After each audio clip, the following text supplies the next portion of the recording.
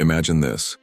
The rain is pounding against your window, the wind howling like it's trying to break into your life and tear everything apart. You're sitting there, staring at the chaos outside, and it feels like a mirror to what's going on inside you. Maybe you've just lost a job you loved or someone you trusted let you down hard. Maybe it's not even one big thing, just 1,000 little cuts that have left you bleeding out hope. We've all been there, haven't we? That moment when life feels like it's throwing punches and you're not sure how many more you can take. But here's the thing. What if I told you that the storm outside and the one inside doesn't have to break you? What if I told you that you could turn that pain into something stronger, something unbreakable? That's what we're talking about. Today on the Daily Stoic Mindset, rising above, turning pain into power the Stoic way. Stick with me, because this story is going to show you how, and it starts with a guy named Marcus, who's about to face a storm of his own. Marcus was an ordinary dude living in a small American town. Think picket fences, Friday night football, the whole deal. He wasn't rich, wasn't famous, just a guy trying to get by. He worked at a local hardware store, the kind where you can still smell the sawdust and hear the jingle of keys on a keychain. He had a wife, Sarah, and a little girl named Lily, who thought he hung the moon. Life wasn't perfect, but it was good until the day it wasn't. It started with a phone call. Marcus was restocking nails when his boss called him into the back office. "Times are tough," the boss said, avoiding eye contact. "We're cutting hours. I'm sorry, man, but we've got to let you go." Just like that, Marcus was out of a job. He walked out of the store, the bell above the door jingling like a mocking goodbye, and stood in the parking lot, hands in his pockets, staring at the gray sky. He didn't know how he was going to tell Sarah. He didn't know how they'd pay the bills. All he knew was that the ground beneath him felt like it was crumbling. That night, the storm hit both outside and in. Rain battered their little house, and Marcus sat at the kitchen table, head in his hands, while Sarah tried to keep things light for Lily's sake. "We'll figure it out," she said, squeezing his shoulder. But Marcus didn't feel it. He felt the weight of failure pressing down on him, the sting of rejection, the fear of what came next. He wasn't just unemployed, he felt unmoored, like life had singled him out to kick when he was already down. Now, if Marcus were like most of us, he might have let that pain swallow him whole. He could have spent days scrolling job sites in a panic, snapping at Sarah, or drowning his worries in a six-pack. And who could blame him? Pain does that. It clouds your head, makes you feel like you're drowning. But Marcus had something most of us don't stumble across right away. A dusty old book on his shelf. One he'd picked up at a garage sale years ago and never read. It was Meditations by Marcus Aurelius, the Roman emperor who also happened to be one of the greatest Stoic philosophers. That night, with the storm raging, Marcus cracked it open, not expecting much. What he found changed everything. The first line he read hit him like a lightning bolt. "You have power over your mind, not outside events. Realize this and you will find strength." Marcus Aurelius wasn't talking about some mystical superpower. He was saying something simple, something real.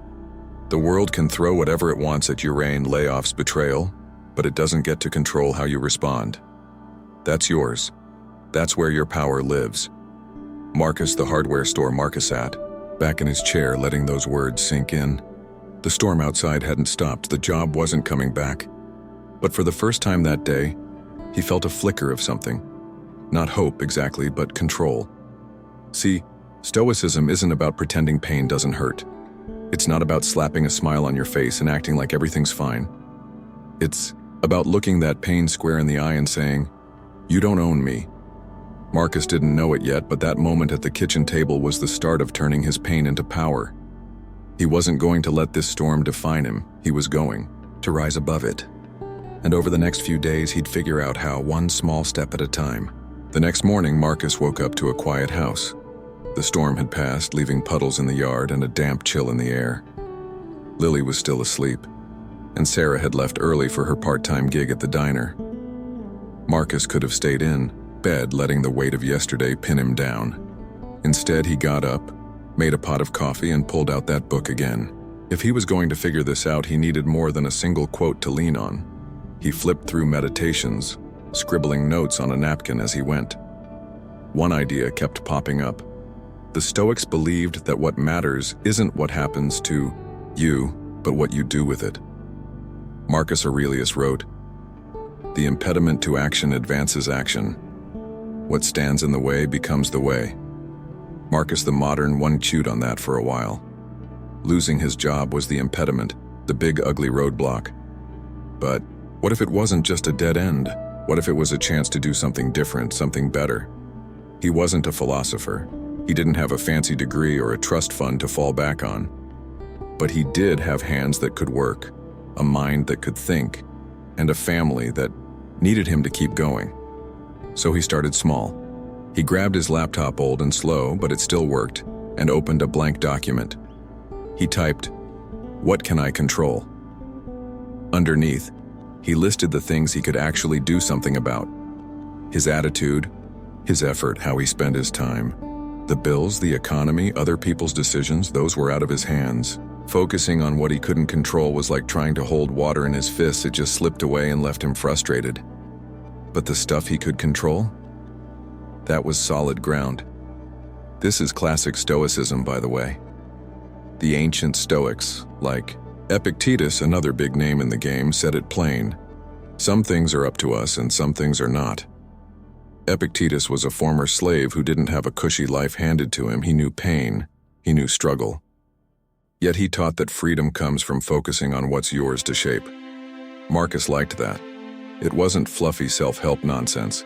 It was practical, like a hammer and nails. He could build something with this, so he got to work. Step 1. Don't panic. Easier said than done, right? His bank account wasn't going to magically refill itself, and Sarah's tips weren't enough to cover everything. But Marcus remembered something else from the book. If you are distressed by anything external, the pain is not due to the thing itself, but to your estimate of it, and this you have the power to revoke at any moment. In other words, freaking out wasn't going to bring the job back. It was just going to make him miserable and make Sarah and Lily miserable too. He took a deep breath, sipped his coffee, and decided to let the panic slide off him like rain off a roof. Step 2. Take action. Marcus didn't have a grand plan yet, but he knew sitting around wasn't an option. He started by tidying up the garage, something he'd been putting off for months. It wasn't much, but it felt good to move, to do something with his hands. As he sorted through old tools and boxes, he found an old woodworking kit his dad had given him years ago. He'd always liked making things, shelves, little toys for Lily, but he'd let it fall by the wayside. Maybe, he thought, this could be something. Not a job, not yet, but a start. That afternoon, he sat down with Sarah and told her everything, not just the layoff, but what he was thinking. "I don't know where this is going," he admitted, "but I'm not going to let it sink us. I'm going to figure it out." Sarah smiled, tired but warm. "I know you will," she said. And that was enough to keep him going. The days after Marcus lost his job didn't magically get easier. Bills still piled up on the kitchen counter, and the fridge wasn't going to stock itself. But something had shifted inside him. That old book by Marcus Aurelius was like a flashlight. In the dark, he kept it close, flipping through it whenever the weight started creeping back in. One line stuck with him: "Waste no more time arguing what a good man should be. Be one." It was blunt, no nonsense, and it hit Marcus right where he needed it. He didn't have time to sit around feeling sorry for himself. He had to do something. So he leaned into the woodworking idea. The garage became his workshop, messy, cluttered, but his. He dragged out that old kit, dusted off the tools, and started messing around. At first, it was just busy work sanding down a scrap piece of wood, carving a little block into something that vaguely resembled a toy car for Lily. It wasn't pretty, but it felt good to create instead of just stewing in his head. Lily loved it, rolling the lumpy car across the floor with a grin. "Daddy, make more," she said, and that was fuel enough to keep going. Marcus didn't have grand delusions of becoming a craftsman overnight. He wasn't delusional, he knew this wasn't paying the rent yet. But Stoicism wasn't about instant fixes. It was about the grind, the small steps. Seneca, another Stoic heavyweight, once wrote, "It is not because things are difficult that we do not dare. It is because we do not dare that they are difficult. Marcus took that to heart. The hard part wasn't the woodworking itself. It was daring to start, daring to believe he could turn a setback into something useful. He started posting pictures of his projects on a local Facebook group, nothing fancy, just a shelf here, a birdhouse there. To his surprise, people noticed. A neighbor asked if he could make a custom mailbox. Another wanted a set of coasters. Small stuff, sure, but it was something. Cash started trickling in, not a flood, but a drip. Enough to buy groceries one week, gas the next. Sarah noticed the change too. "You're different," she said one night, watching him sketch a new design at the table. "Not better, just steadier." Marcus nodded. He felt it too. But here's the thing about pain, it doesn't just vanish because you've got a plan. One afternoon, Marcus got a call from his old boss at the hardware store. "Hey man, we might have some part-time hours coming up. You interested?" A month ago, Marcus would have jumped at its security, familiarity, a lifeline. Now, though, he hesitated. The job had been steady, but it wasn't his anymore. He'd started building something else, something that was his. "Thanks," he told his boss, "but I'm good for now." Hanging up felt like letting go of a safety net, but it also felt like a gift, like he was choosing his own path instead of clinging to the old one. That's stoicism in action. Seeing the obstacle as the opportunity. Losing his job hurt, it still stung when he thought about it, but it had pushed him to this. Marcus Aurelius called it the art of living, turning what life throws at you into raw material for something better. Marcus wasn't rich or famous yet, but he was rising above the pain bit by bit. The power wasn't in the money or the wood, it was in knowing he could handle whatever came next. Just when Marcus thought he was getting a foothold, life threw him another curveball. It was a Tuesday, gray and dreary, when Sarah came home from the diner with bad news. "They're cutting my shifts," she said, dropping her bag on the counter.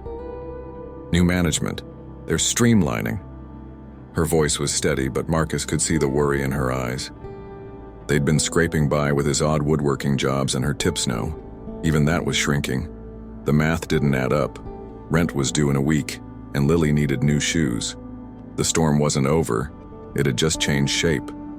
Marcus felt that old panic bubbling up, the kind that makes your chest tight and your thoughts race. He could have let it take over, yelled at the unfairness of it all, blamed the world, or just shut down. But he'd been down that road before, and it didn't lead anywhere good. Instead, he grabbed Meditations off the shelf and flipped to a dog-eared page. What need is there to weep over parts of life? The whole of it calls for tears. Marcus Aurelius wasn't being a downer, he was pointing out that life is messy for everyone. This wasn't personal, it was just life. Crying over it wouldn't fix it. So Marcus sat Sarah down that night after Lily was in bed. "We're not sinking," he said, more to convince himself than her. "We've got each other, and we've got time to figure this out." Sarah nodded, squeezing his hand. They made a plan. Tighten the budget, sell some stuff they didn't need, keep pushing the woodworking. It wasn't glamorous, but it was something they could control. And that's the Stoic trick: focus on what's in your hands, not what's slipping through your fingers. The next day, Marcus doubled down. He posted more projects online, knocked on doors in the neighborhood, even set up a little table at the weekend flea market. Most people passed by, but a few stopped. A guy bought a cutting board, a woman ordered a custom picture frame. It wasn't a windfall, but it was progress. And progress, Marcus realized, was power. Not the loud, flashy kind, but the quiet kind that grows when you keep showing up. Then came the real test. A big order landed. A local cafe wanted 10 wooden menu holders for their tables. Marcus spent days on it, measuring, cutting, sanding until his hands ached. He delivered them on time, proud as hell, only to get a call the next day. "Hey, these are great, but we're switching to digital menus. We don't need them anymore." They paid him half, but the rest was a lost time, materials, hope. Marcus stood in the garage, staring at the leftover wood, feeling like he'd been punched in the gut. But here's where the Stoic mindset kicked in. Epictetus once said, "It's not what happens to you, but how you react to it that matters." Marcus could have raged at the cafe owner or at himself for not seeing it coming. Instead, He took a breath and asked, "What can I do with this?" The answer came quick.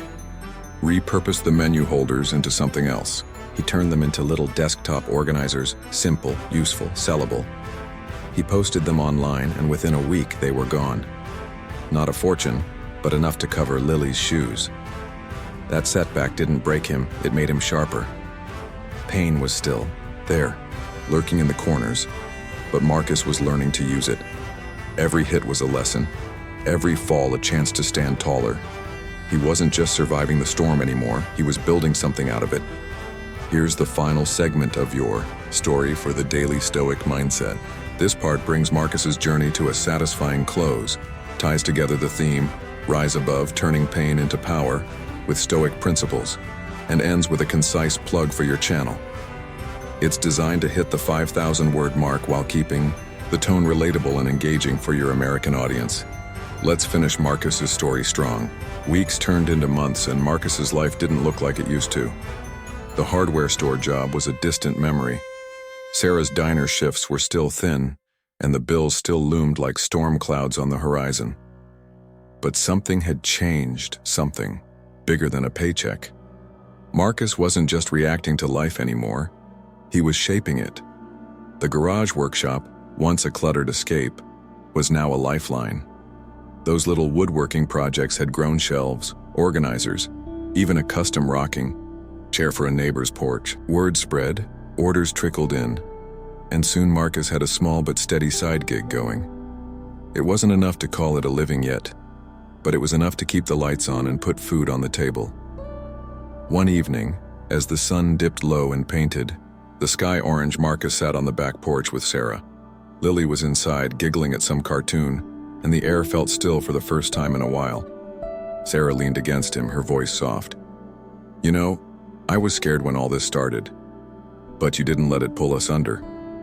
Marcus didn't say much, just squeezed her hand, but inside he felt it.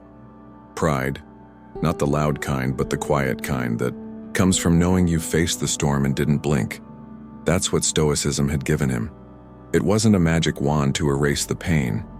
It was a hammer to build with it. Marcus Aurelius had written, "The best revenge is to be unlike him, who performed the injury."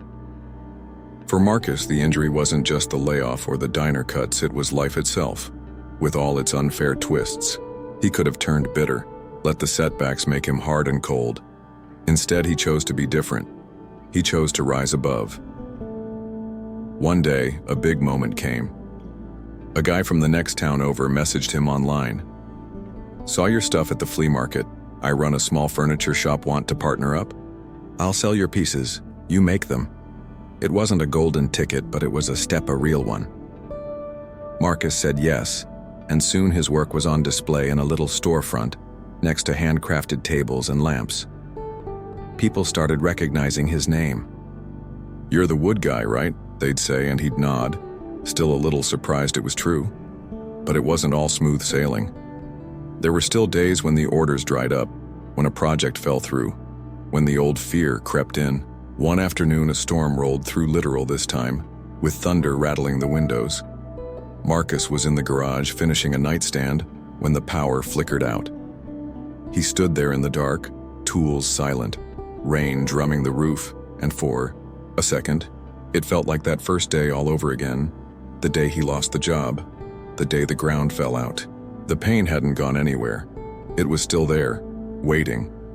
That's when he remembered something from Epictetus. You become what you give your attention to.